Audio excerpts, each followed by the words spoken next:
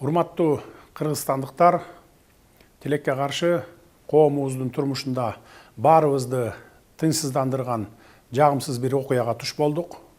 Ортодо чын бышыгын билип билбей, чын төгүнүн аныктабай, чагымчыл күчтөрдүн азгырыгына жетеленген топтордун кылган ишинин кесепетинен көпчүлүк элибиз, мамлекетибиз жабыр тартып отурат. 13 майда болгон окуяга калпычын аралаш ар кандай боектор сүртүлүп, 18 майда интернетке видео материал жайылткандардын кесепетин баарыбыз көрдүк.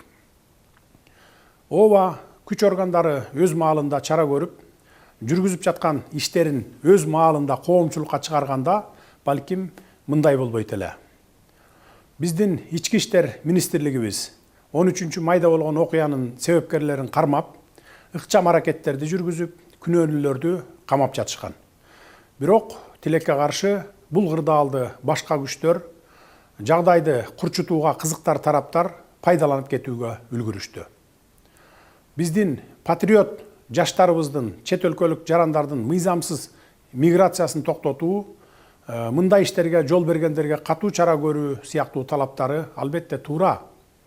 Ал талаптарды бул окуяда эле эмес, буга чейин да коюп келе жаткансыздар. Тиешелүү мамлекеттик мекемелер бул маселелерге анализ жүргүзүп, тиешелүү иш жүргүзө баштагандыгын дагы билесиздер. Өзүңөр күбө болгондой, буга чейин эле улуттук коопсуздук мамлекеттик кызматы ички иштер министрлиги тарабынан мыйзамсыз жүргөн чет өлкөлүк жарандарды аныктоо иштери жүрүп жаткан.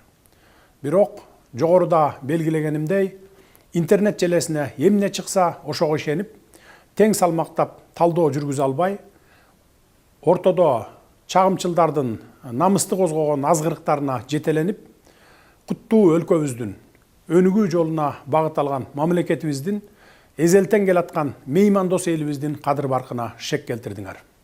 Бул өтө өкүнүчтүү. Биз бир карын майды бир кумалак чиритет болуп, оңой олжого туйтунуп, карактоо аракетин кылган бирин-экин ээн баштардын, алардын мындай аракетин көбүртүп жабыртып, чоң чууга айлантууну көксөгөн чагымчылдардын арам ойлорун ишке ашырууга жол бербейбиз.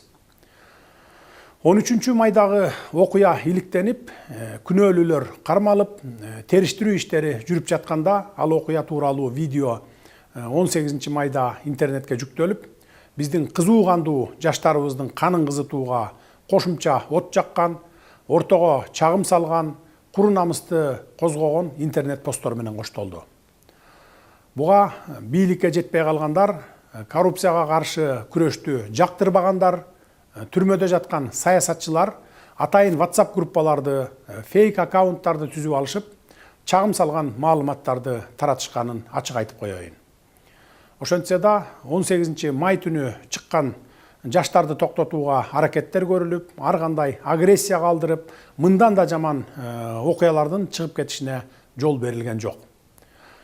Ошондой эле биздин кызуу кандуу жаштарыбызга күч колдонуп таратуу да болгон жок. Аны да жакшы билесиздер. Анткени алардын арасында курал алып, окуяны күтүүсүз башаламандыктарга айлантууну эңсеген арам ойлуулар жүргөнү тууралуу бизде ыкчам маалыматтар бар эле. Милиция кызматкерлери элди күч менен тарата баштаганда, мына биздин бийлик кыргыз балдарды коргогондун ордуна тескерисинче тигилерге болушуп, өз элин кордой баштады деп, адаттагыдай эле ошол жерден видео кайрылууларды таратып, масштабтуу көтөрүлүшкө чакырабыз деген блогер сымал жана ниети бузуктар элдин арасында даяр турушкан. Андай өтө кооптуу жагдайларды биздин патриотпуз деген кызуу кандуу жаштарыбыз билген жок. Жаштар эле эмес, жалпы эл деле чын эле деп ишенип алышмак. Ошондуктан күч органдарына окуяны толук көзөмөлдөп, жаштарга түшүндүрүү иштерин байма-бай жүргүзүп, кырдаалды кагылышуусуз турукташтырууга аракет кылгыла деген буйрук берип турдум. Эгер мародерчулукка барса, милиция тарапка чабуул жасаса, же жатаканалардагы студенттерге кол сала баштаса, анда аеосуз чараларды көрөт элек. Бактыбызга жараша андай болгон жок. Албетте, башталышында студенттер жашаган жерлерге барып, кол салып жиберген тентектер болду. Аларды өз убагында токтотуп калганга жетиштик. Эми алардын баары өз жазасын сөзсүз алышат. Биз укуктук мамлекетти кура алдык. Эми тартипти орнотобуз. Тартип болбосо кандай гана мамлекет болбосун өнүгүү болбойт. Кылмышкерлерди өзүм билемдик менен жазалоолорго жол берилбейт. Жазалоо үчүн сот бар, бийлик бар. Биз бул жолу ушул окуядан чоң сабак алдык. Эл дагы сабак алып, эми мындан ары мындай чакыныктарга, чагымчылдыкка, оор басырык, сергек ой жүгүртүү менен анализ жасап, дароо эле дүрбөп чыга калбайт деп ишенебиз. Эми мындан ары ушундай окуя кайталанса, анда күч органдары биринчи мүнөттөрдөн баштап эле күч менен таратуу ыкмасына өтөт. Кудайга шүгүр, азыр күч структуралары мурдагыдай алсыз эмес. Мейли ким болбосун, ал биздин жаранбы, же чет өлкөлүк жаранбы, мамлекетибиздин бүтүндүгүнө шек келтирсе, башаламандык уюштурса, аяосуз жазасын алышат. Урматтуу кыргызстандыктар, урматтуу патриот жаштар, биз дагы силер сындуу Кыргызстан үчүн күйөбүз. Биздин патриоттугубуз силердикинен ашса ашат, кем калбайт. Биз дагы силердей болуп, элибиздин башын бийик көтөрүп жүрүшүн каалайбыз. Ошол үчүн өлкөнүн өнүгүшүнө бар күч аракетибизди жумшап жатабыз. Өлкөбүз өзүнөн өзү өнүгүп кетпейт. Сырткы дүйнө менен тыгыз карым-катышта болуу менен гана алдыга жылат. Дүйнөнүн кайсы гана мамлекети болбосун, алака катышта болуубуз зарыл. Дүйнө таануу үчүн чет өлкөлөргө чыгуу керек. Ал үчүн биздин жаштарыбыз өнүккөн өлкөлөрдү көрүп, ак караны ажыратып, тажрыйба топтоп, эмгек миграциясында жүрүшөт. 1 миллиондон ашуун элибиз чет өлкөлөрдө окуп, иштөө менен элек. Биздин ошол жарандар сыяктуу эле бизге дагы чет өлкөлөрдүн жарандары келип, окуп, иштеп жатышат. Биз буга кубанышыбыз керек. Мунун баары алака катыш, байланыш, тажрыйба топтоо, туризм экенин жакшы билесиздер. Укуктук тил менен айтканда, мунун баары эл аралык байланыш, дипломатия, туризм жана башка деп аталарын да билесиздер. Ошол үчүн бардык өлкөлөр сырткы дүйнө менен байланышта болуп жашайт, инвестиция салып, өз өлкөсүнө инвестиция тартып, өсүп, өнүгөт.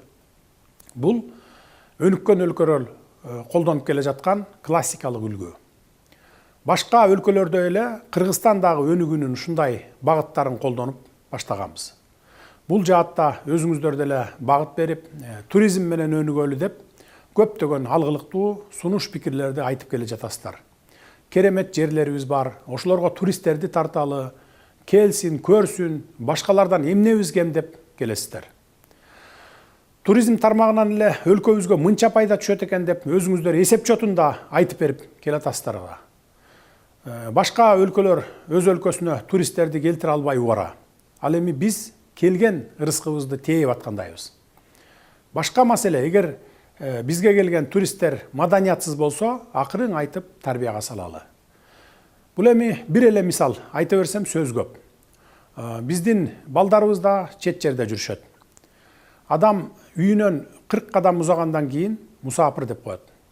Мен буларды айтып жатканымдын себеби ошол сырт дүйнө менен болгон мамилебизди, жаңыдан жанданып келаткан инвестиция, туризм тармагына эч болбосо меймандостук салтыбызга шек келтирбесек дегеним. Эң жок дегенде сыртта жүргөн уул кыздарыбыз дагы ушундай мамилеге учурап калуу мүмкүн экенин эсибизден чыгарбашыбыз керек. Муну жети өлчөп, бир кесип, туура ой жүгүртө алган жарандарыбыздын баары айтып жатышат. Урматтуу мекендештер, өлкөгө келген чет элдиктердин дагы ата мекени бар экенин, билимин алып, иштеген ишинен пайда тапкандан кийин акыры алар өз мекенине кетерин унутпагыла. Алар Кыргызстандан билим алып, ошончо жерден келип, ошончо акчасын бизге калтырып, убактылуу гана жүргөнүн унутпайлы. Чет өлкөлүктөр Кыргызстандан билим берүүсүн барктап, кызыгып келип, акысын төлөп окуп жатканын, бизде иштеген чет элдиктердин кызмат көрсөтүүсүнөн ушул эле биздин кыргызстандыктар пайда көрүп жатканын баарыбыз туура түшүнүшүбүз керек. Ошолордун калтырган каражаттарынан салык түшүп, ошолорго кызмат көрсөткөн окуу жайлар, чакан ишкерлер пайда таап жатканын, биздин экономикага миллиарддаган киреше алып келип жатканын кантип билбейбиз? Өлкөдөгү жумуш ордуларына жалаң чет элдиктер толуп калып, биздин жарандар бош калган болсо, мындай жагдайды жөнгө салып, ордуна коюуга күчүбүз жетет. Бирок мындай арзан иштерге биздин жарандар барбай жатканы жашыруун эмес. Учурда жүргүзүлгөн статистикага ылайык бүгүнкү күндө 6300дөн ашуун жумуш орду бош турат. Алдыдагы жылдарда дагы 10 000 деген жумуш орундары түзүлөт. Анткени ири долбоорлорду ишке киргизебиз. Бул асмандан алынган сан эмес, ишкерлер менен министрликтер берип жаткан маалыматтар. Келгиле, силер дагы иштегиле. Бул иштерге биздин мекендештерибиз барып иштебегендиктен, биздин ишкерлер чет элдик эмгек мигранттарын чакырып, контрагын түзүп, иштетүүгө мажбур болуп жатышат. Чынын айтышыбыз керек, бул эми азыркы таптагы реалдуу көрүнүш. 2020 жылга чейин кандай элек, азыр кандай болуп келе жатабыз, айырма асман менен жердей. Биздин өлкөбүзгө эмгек мигранттары агылып келет деген түшүбүзгө дагы кирген эмес.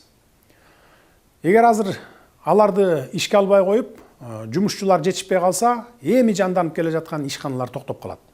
Ишкерлер банкрот болушат. Экономикабыз өйдөлөбөй эле ылдыйлап кетет. Муну да унутпашыбыз керек. Мен ушул жерден бир мисал келтире кетейин. Бириккен Араб өлкөлөрүндө жергиликтүү калктын саны 1 миллион адамдын тегерегинде. Ал эми чет өлкөлөрдөн барып иштеп жүргөн мигранттардын саны 7 миллионду түзөт. Эч кандай проблема жок эле экономикасын көтөрүп жатышат. Биздин 1 миллиондон ашуун жарандарыбыз чет өлкөлөрдө жүрүшөт.